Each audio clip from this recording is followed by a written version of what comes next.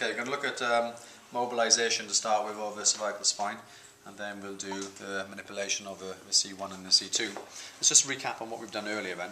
So if you notice the way I'm doing this, there's a gap initially when I will then push the pillows under, so it's already taken him into a bit of flexion.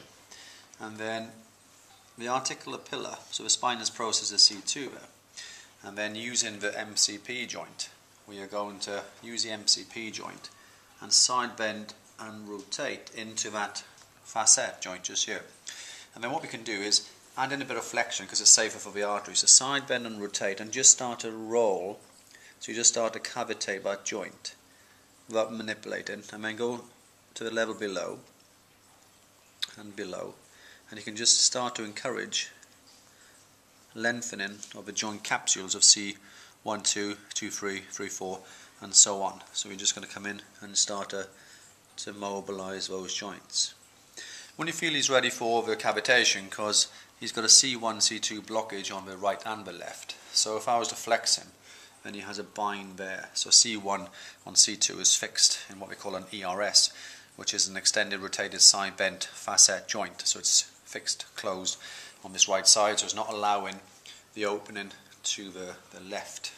So what we're going to do, we're going to perform a HVT, an osteopathic HVT, also known as a grade 5 mobilizing, but actually it's a manipulative technique, and we are going to cavitate.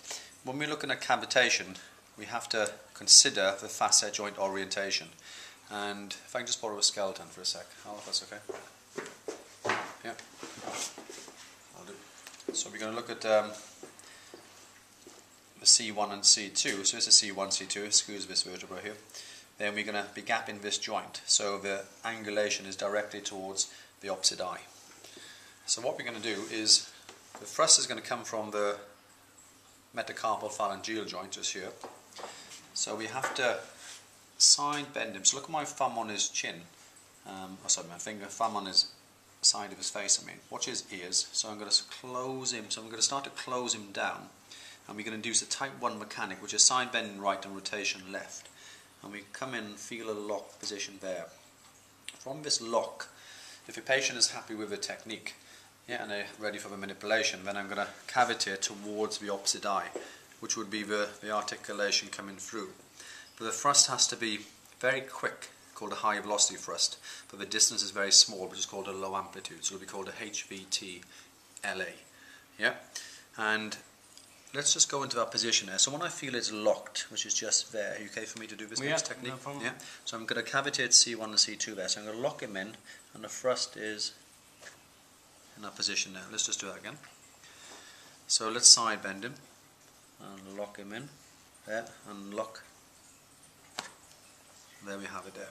So what I did there, the first one was like a little tester one, what I'd call pressure one. So by thrusting through, if I feel he's not going to cavitate, which he didn't on the first one, unfortunately I'd have to go to what I'd call pressure 2. So that would just be a slightly quicker speed, just to gap it. And you heard it cavitated quite well on the second thrust. Are you okay? Yeah. And I will let my student have a go on the opposite side.